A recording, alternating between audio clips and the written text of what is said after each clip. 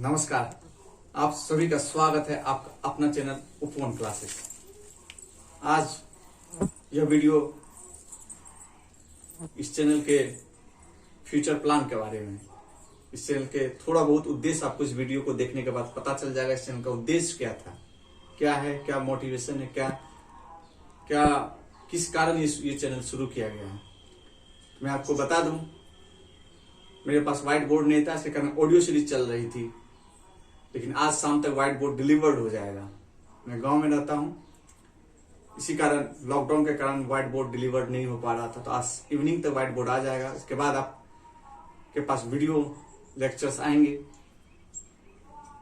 तो मैं सोचा कि पहले क्यों ना फाउंडेशन के रिगार्डिंग वीडियो बनाया जाए, बेसिक्स के रिगार्डिंग वीडियो बनाया जाए। किस प्रकार हम, यदि अपना बेस जब आपका मजबूत होगा, नींव मजबूत होगी, तो महल तो उस पर खड़ा हो ही जाएगा।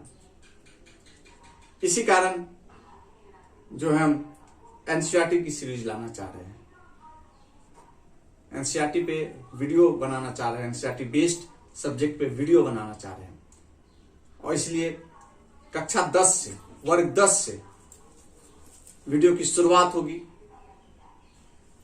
ज्योग्राफी सब्जेक्ट से शुरुआत होगी, उसके बाद या तो पॉलिटी या इकोनॉमिक्स के वीडियो आएंगे। 10, 9, 8, 7, 6 यानी 10 to 6 वीडियो आएंगे। उसके बाद 11, 12 भी आ सकता है, और उसके बाद टॉपिक वाइज अच्छे से होगा। ये बेस बनना बहुत आवश्यक है। इस बेस के आधार पर ही आप इंटरव्यू तक का प्रिपरेशन, आपका बेस मजबूत होगा तो एक साथ। अब ये नहीं कि मेंस पास करके तब इंटरव्यू तैयार करेंगे, नहीं, डे 1 से हम लोग प्रिलिमिनरी, पीटी, मेंस और इंटरव्यू साथ के साथ तैयार करेंगे। इसी कारण ये एनसीईआरटी की सीरीज आएगी, वीडियो सीरीज, वीडियो लेक्चर के आएंगे। और ये वीडियो लेक्चर जो एनसीईआरटी बेस्ड होगा, वो बहुत हद तक हमारे बडिंग एस्पायरेंट्स को भी हेल्प करेगा। जो हमारे स्कूली छात्र एवं छात्राएं हैं, हेल्प होगा, स्टूडेंट्स को मदद मिलेगी। जो कि बोर्ड के एग्जाम दे रहे हैं, उनको भी बहुत हद तक मदद मिलेगा। अभिभावकों को बहुत हद तक हेल्प होगा कि किस प्रकार हमारे बच्चे पढ़ रहे हैं, किस डायमेंशन में पढ़ना चाहिए। यदि आपके बच्चे आगे आना चाह रहे हैं, सिविल सर्वेंट की बनना चाह रहे हैं, सिविल सर्विसेज एग्जाम में जाना चाह रहे हैं, तो किस प्रकार पढ़ना चाहिए। कक्षा 10 में क्या एक टॉपिक का रिसोर्सेस टॉपिक पढ़ रहे हैं, संसाधन टॉपिक पढ़ रहे हैं ज्योग्राफी में, तो क्या होना चाहिए, किस प्रकार पढ़ना चाहिए और कहां तक पढ़ना चाहिए, किस डायमेंशन को खोल के पढ़ना चाहिए। तभी आपके बोर्ड में भी अच्छे मार्क्स आएंगे, बेसिक्स क्लियर रहेगा और आप अच्छा एक्सेल कर सकते हैं। इसी प्रकार ये क्लास 6 में भी लागू होता है, 10th में, 11th में, 9th में, 8th में, सब में लागू होता है। और ये नहीं है आज के परिवेश में कि मैं देखता हूं, मैं कॉलेज से जुड़ा हुआ हूं, शिक्षा जगत से, तो मैं देखता हूं कि जब भी कोई छात्र, स्टूडेंट एडमिशन लेने के लिए आते हैं, तो अभिभावक की जिद की पूर्ति करने हेतु वो, फॉर एग्जाम्पल मान के चलिए कोई कॉमर्स में एडमिशन लेने आता है, यदि कॉमर्स सब्जेक्ट में उसके एडमिशन नहीं होते हैं, आईकॉम में एडमिशन नहीं होते हैं, बीकॉम में एडमिशन नहीं होता, तो वो अपना फैकल्टी चेंज कर लेता है, सीधे मूव हो जाता है कि नहीं, कॉमर्स में नहीं मिला तो चलो साइंस रख लें, साइंस में नहीं मिला चलो आर्ट्स रख लें। कुछ लोग तो 11th 12th में साइंस रखने के उपरांत जब ग्रेजुएशन में आते हैं, कॉलेजेस में आते हैं डिग्री के लिए, तो वह आर्ट्स रख लेते हैं। लॉजिक ये है, मुझे जनरल कॉम्पिटिशन की तैयारी करना है, मुझे सिविल सर्विसेज का तैयारी करना है। अरे भाई, जब तुम्हें इस फील्ड में ही आना था तो क्यों आप अपना 2 साल खराब किए कॉमर्स पढ़ के? क्यों आप अपने आर्ट्स साइंस पढ़े? यदि आपको साइंटिस्ट ही बनना था तो क्यों आप जो है अपना उसके पीछे बर्बाद किए, दूसरे सब्जेक्ट लेके बर्बाद किए? आपको यदि पेंटिंग के फील्ड में जाना है तो क्यों आप जबरदस्ती पढ़ रहे हैं? मैं तो जानता हूं कि कुछ लोगों को जो पेंटिंग में बहुत अच्छा है स्टूडेंट थे, वो इवन पार्ट 2 में जाके अपना कॉलेज ड्रॉप किए और आज बीएफए कर रहे हैं, बैचलर इन फाइन आर्ट्स, और उसमें अच्छा कर रहे हैं, बहुत अच्छा कर रहे हैं, बच्चों को शिक्षा दे रहे हैं, अपने तक वो शिक्षा को सीमित नहीं रख रहे हैं, स्प्रेड कर रहे हैं, समाज को दे रहे हैं, जिस समाज से वो पाए समाज को दे रहे हैं। इसी मॉडल के पे आधार पे मैंने भी जो समाज से पाया, जो हमारे गुरुजन ने मुझे सिखाया अपने एग्जाम प्रिपरेशन के दौरान, स्कूली शिक्षा के दौरान, कॉलेज शिक्षा के दौरान, सिविल सर्विसेज एग्जाम के दौरान, जो मैं सीखा प्रिपरेशन के दौरान, उसको मैं अपने समाज तक लाना चाहता हूँ, अपने बडिंग प्रोफेशनल्स, बडिंग एस्पायरेंट्स की ओर लाना चाहता हूँ, गांव के उस बच्चों तक लाना चाहता हूँ जो कि भटक जाते हैं, इवन सलाह के बिना पे भटक जाते हैं। परीक्षा से पूर्व वो गेस्ट पेपर पढ़ लेते हैं, गेस्ट पेपर पढ़ के जो एज इट इज होता है कॉपी पेस्ट करके आ जाते हैं, उनकी अपनी समझ डेवलप नहीं होती है और बाद में चल के बहुत बड़ा वो कारण बन जाता है हैरेसमेंट का। बहुत लोग हैरेस्ट हो जाते हैं, अपने लाइफ से हैरेस्ट हो जाते हैं। हैरेसमेंट का कारण सिर्फ एक अलग परिप्रेक्ष्य में ना देखें, मेंटली हैरेस्ट हो जाते हैं। अब मैं क्या करूं? मेरे पास मैट्रिक की डिग्री है, इंटरमीडिएट की डिग्री है, ग्रेजुएशन की डिग्री है, पोस्ट ग्रेजुएशन की डिग्री है, मैं क्या करूं? मैंने बीएड कर लिया, मैं एमएड कर लिया, अब मैं एंट्रेंस पास नहीं कर पा रहा हूं। बहुत सारे बीएड स्टूडेंट सीटेट के क्वालिफाई नहीं कर पा रहे हैं। ये क्या है? ये क्या शो करता है? 1 to 5 का सीटेट पास नहीं कर पा रहे हैं, 1 to 5 का टीईटी पास नहीं कर पा रहे हैं, जबकि आपने वो पढ़ा है, पेडागोगी सब्जेक्ट में आपने पढ़ा है, एजुकेशन में। क्यों नहीं कर पा रहे हैं आप पास? 1 साल नहीं होगा, 2 साल नहीं होगा, लेकिन जिंदगी भर नहीं होगा। ये कहां उचित है? इसका मतलब है कि आपकी फाउंडेशन ही वीक है। आप अपने सब्जेक्ट के प्रति वो लगाव नहीं था, सिर्फ आप डिग्री के लिए जा रहे थे यूनिवर्सिटी, डिग्री के लिए जा रहे थे स्कूल, डिग्री लेने के लिए जा रहे थे कॉलेज। तो ये भ्रांतियों को दूर कीजिए। अभी इंडिया में हर एक फील्ड में कैरियर है, हर एक फील्ड में कैरियर है। जिस चीज में आप हाथ डालेंगे, जिस चीज में आपका दिल करे, उसमें कैरियर है, उसमें आप एक्सेल कर सकते हैं, ग्रो कर सकते हैं। बस बेस्ट देने की कोशिश है। आप अपने दिल से बेस्ट कर दीजिए, जितना बेस्ट हो पाए, और जरूर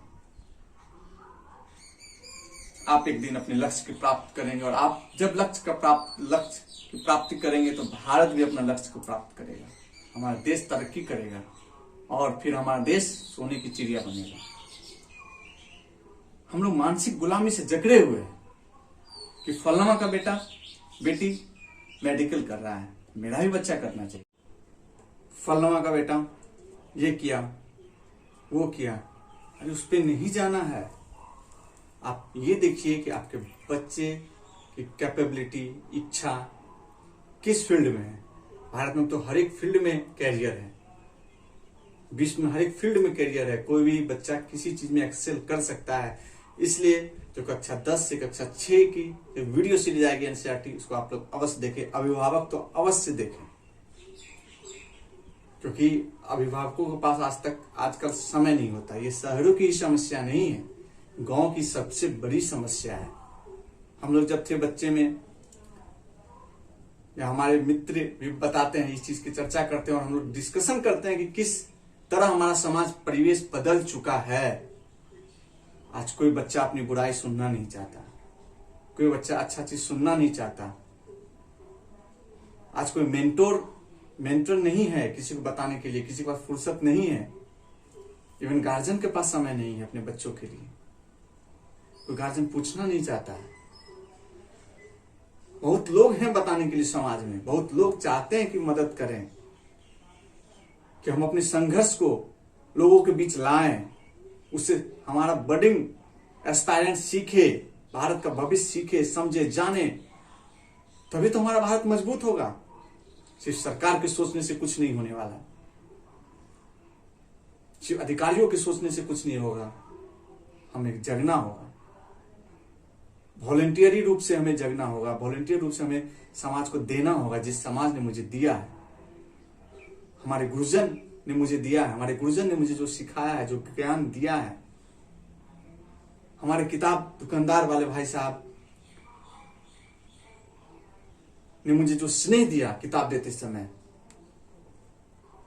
हमको स्कूल ले जाने वाले जो हमारे ड्राइवर थे, जिन्होंने प्यार से सुरक्षा स्वरूप मुझे स्कूल ले पहुंचाया, क्या मेरी कर्तव्य नहीं होती कि मैं उसे दूं, उस समाज को वापस करूं? हमारे शिक्षक जो इतनी मेहनत से लाते हैं, बच्चों को शिक्षा देते हैं, तो अब दायित्व होता है कि इस कड़ी को हम लोग आगे बढ़ाएं।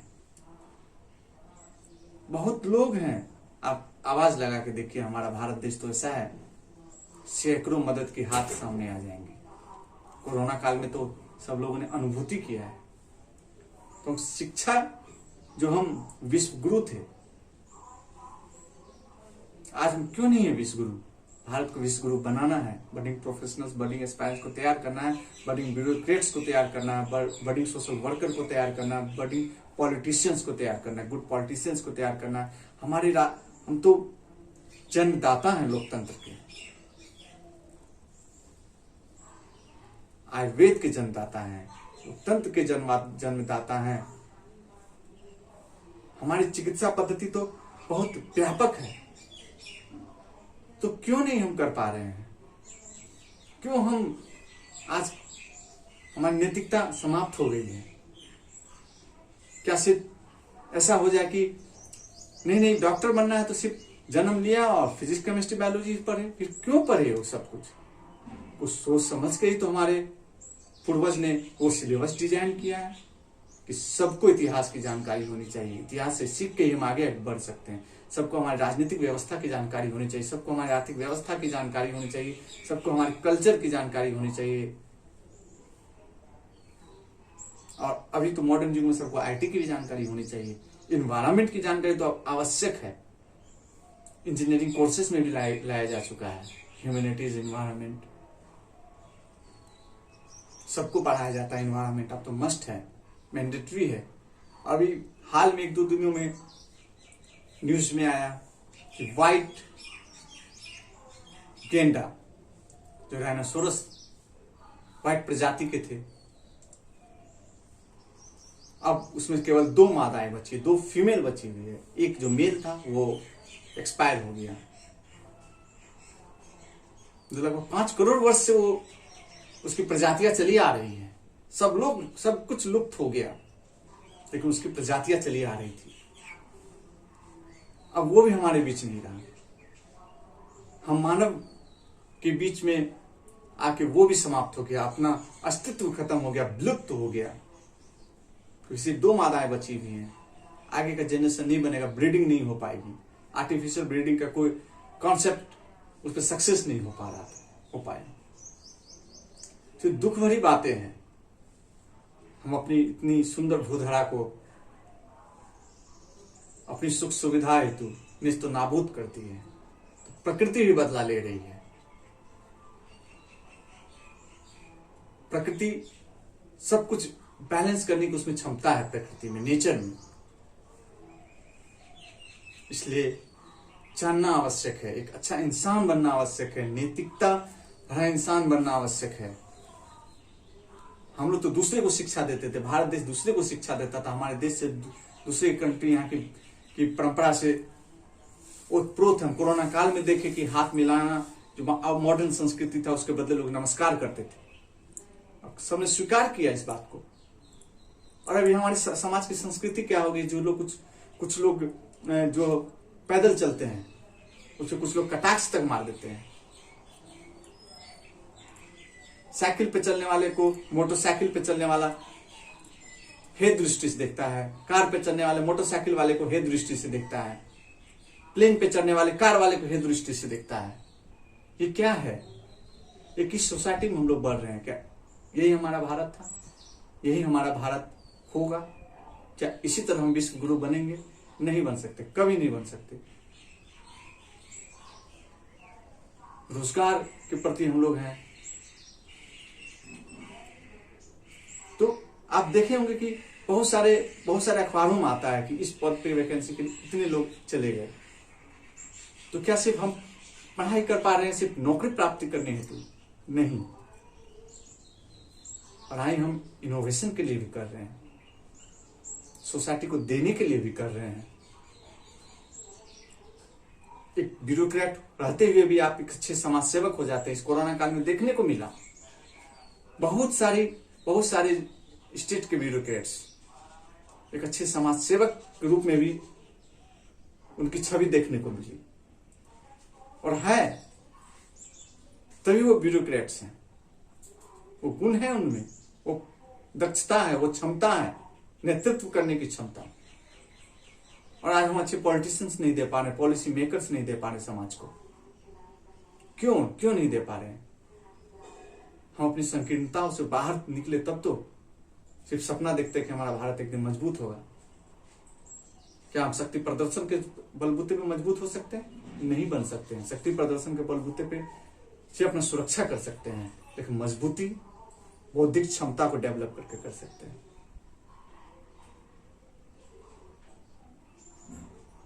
गरीब जन्म से आदमी पैदा होता है, और यदि वो जन्म से गरीब होके मर रहा है तो इसमें सिर्फ और सिर्फ उसका दोष है। तो आज इतनी सारी अपॉर्चुनिटी है, उस अपॉर्चुनिटी का फायदा नहीं उठा पा रहे हैं। सरकार इतनी सारी व्यवस्थाएं कर रही है, टीचर की नियुक्ति कर रही है, हम यूटिलाइज करें उन शिक्षकों का, यूटिलाइज करें। वो शिक्षक भी समाज के परिवेश में घिर के वो अपने अनुसार बन चुके हैं। वो पढ़ाना चाहते हैं, बहुत सारे लोग पढ़ाना चाहते हैं, बहुत सारे लोग शिक्षा देना चाहते हैं। हम ग्रहण ही नहीं करना चाहते, हम ग्रहण ही नहीं करना चाहते। स्टूडेंट तो मैं देखता हूं कि मैं हूं शिक्षा जगत से जुड़ा हुआ, तो मैं देखता हूं कि स्टूडेंट आते ही नहीं है। शिक्षक पढ़ाना चाहते हैं, शिक्षक व्याकुल हो जाते हैं कि आज कोई स्टूडेंट नहीं आया, कोई स्टूडेंट नहीं आया। बहुत सारे वॉलेंटियर रूप से पढ़ाना चाहते हैं। बहुत सारे हमारे मित्र भी चर्चा कर रहे थे कि हम लोग क्यों ना पढ़ाया जाए। मैं तो कभी कभी एक कॉन्सेप्ट आता है दिमाग में कि आप गवर्नमेंट को एक प्लान लानी चाहिए, वॉलेंटियर रूप से आप स्कूल को गोद लें, किसी क्लास को गोद ले लेना, उनको शिक्षित रूप में करें।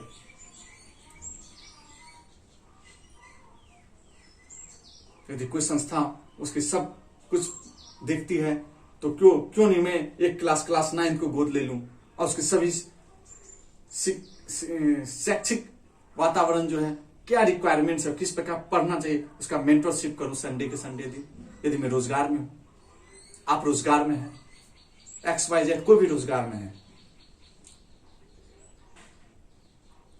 मैं अच्छा स्टूडेंट हूं, खुद का स्वरोजगार कर रहा हूं, एक दिन सप्ताह में 2 घंटे का समय निकाल के क्यों नहीं मैं, यदि मैं क्लास 10th के बच्चों को गोद लिया हूं, क्लास 10th इस स्कूल के X स्कूल के क्लास 10th के बच्चों को, पूरे बच्चों को गोद लिया गया शैक्षिक रूप से,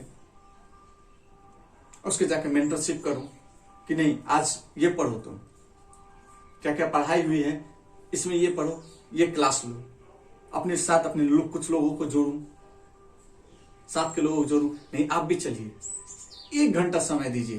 क्या 1 घंटा हम सप्ताह में अपने समाज के लिए, अपने बडिंग एस्पायरेंट्स के लिए नहीं दे सकते हैं, जो देश का भविष्य है? दे सकते हैं। इच्छा होनी चाहिए, और सामने वाले की भी इच्छा होनी चाहिए, उस बच्चों की भी इच्छा होनी चाहिए, और उस अभिभावक का भी विश्वास होना चाहिए।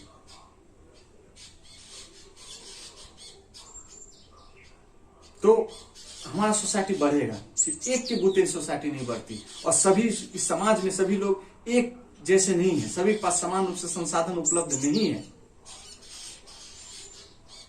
तो इस समाज का दायित्व है, होना चाहिए। और जो मैं सोचता हूं कि मैं बिहार में सरकार एक पंचायती राज भवन का कॉन्सेप्ट लाई, तो क्यों नहीं एक सामूहिक रूप से वीक में 2 डेज क्लास 9th के लिए, 2 डेज 10th के लिए एक बड़ा सा हॉल हो, वहां LCD लगा हुआ हो, प्रोजेक्टर लगा हुआ हो, एक सेमिनार टाइप हो जाए।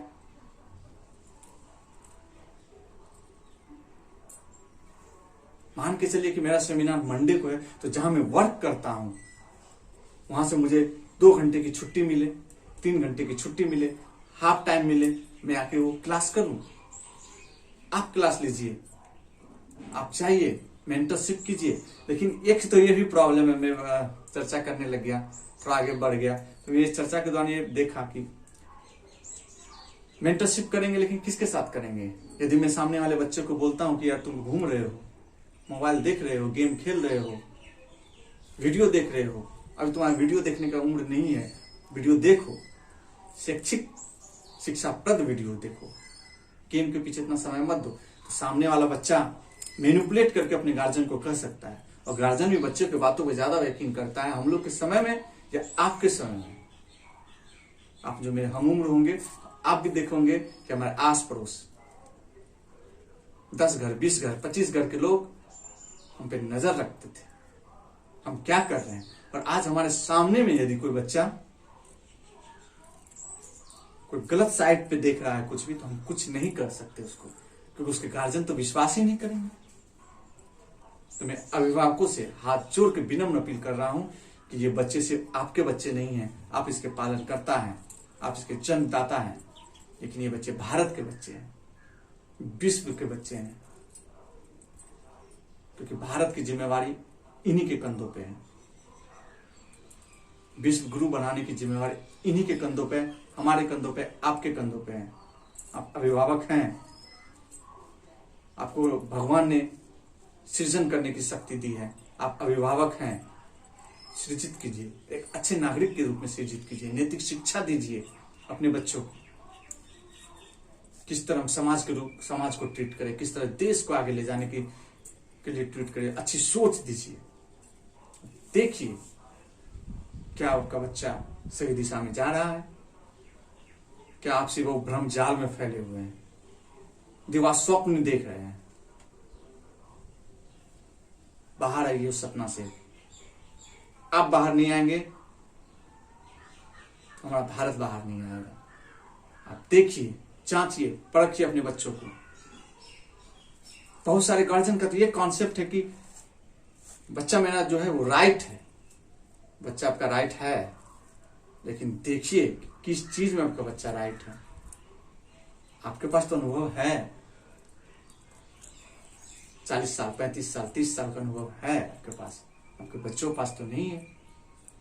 आप देखिए, हो सकता है कि मैं इस फील्ड में अच्छा नहीं हूं, मेडिकल फील्ड में मुझे कोई जानकारी नहीं है, लीगल फील्ड में मुझे कोई जानकारी नहीं। यदि मेरे बच्चों को लीगल फील्ड में इंटरेस्ट है, वो भविष्य में लॉयर बनना चाहता है, जज बनना चाहता है, और मैं जान रहा हूं कि बगल के जो गांव के कोई व्यक्ति हैं वो लीगल फील्ड में अच्छे हैं, वो अच्छा सलाह दे सकते हैं, मैं क्यों नहीं जाऊंगा उसके पास पूछने, और उसे बहुत खुशी होगी बताने में, क्योंकि भारत के खून में है अच्छी बात सबको बताना। उसका अमल कीजिए, चकाचौंध भरी दुनिया से बाहर आइए। हमारा भारत बहुत अच्छा है। हम लोग विकट परिस्थिति में इस तरह सामना किए, कोरोना काल में एकजुटता का प्रदर्शन किए, ये तो हमारे संस्कार है। इसी के अनुरूप तुम विश्व गुरु बनेंगे। तो बहुत सारी बातें हो गई, मेरी मन की बात थी, अपना कुछ एक्सपीरियंस था जो मैं देखा, समझा, समझाना, और हो सकता है आपको अच्छा नहीं लगा हो, क्योंकि मेरी मन की बात थी, मैंने रखा। आप जरूर टटोलिएगा अपने मन को भी, क्या इसमें से कितनी बातें सच्चाई हैं जो मैं बोला। तो ये एनसीईआरटी सीरीज आएगी, जरूर देखें, अभिभावक अवश्य देखें, आपको देखना जरूरी है। आप बाहर आइए, चकाचौंध भरी दुनिया से बाहर आइए, समय निकालिए राष्ट्र के प्रति, अपने बच्चों के प्रति। बच्चों को समय दीजिए आप। बच्चे तो बच्चे हैं, नादान हैं। जब तक कहीं उनका अनुभव उनके पास बहुत बड़ा समय नहीं निकल चला जाए, जब तक वो सीखे अपने संघर्षों से, तो कहीं ऐसा नहीं हो उनका बहुत कुछ नुकसान हो जाए। एनसीईआरटी सीरीज जरूर देखिएगा और कमेंट भी कीजिएगा कैसा लगा आपको एनसीईआरटी सीरीज। और मेरा प्रयास रहेगा, मैं तो अकेला हूं, कि मेरा प्रयास रहेगा क्लास 10 के हर एक सब्जेक्ट, क्लास 9 के हर एक subject, science, math, social science, सब कुछ लाया जाए, और जिससे कि बडिंग एस्पायरेंट्स को तैयार किया जाए, भारत के भविष्य उसको तैयार किया जाए, एक अच्छा समाज सेवक लाया जाए, अच्छा चिकित्सक लाया जाए, अच्छा अभियंता लाया जाए, अच्छे कर्मी को लाया जाए, नैतिक रूप से जिम्मेवार लोगों को लाया जाए, अच्छे पॉलिटिशियंस को लाया जाए, अच्छे पॉलिसी मेकर को लाया जाए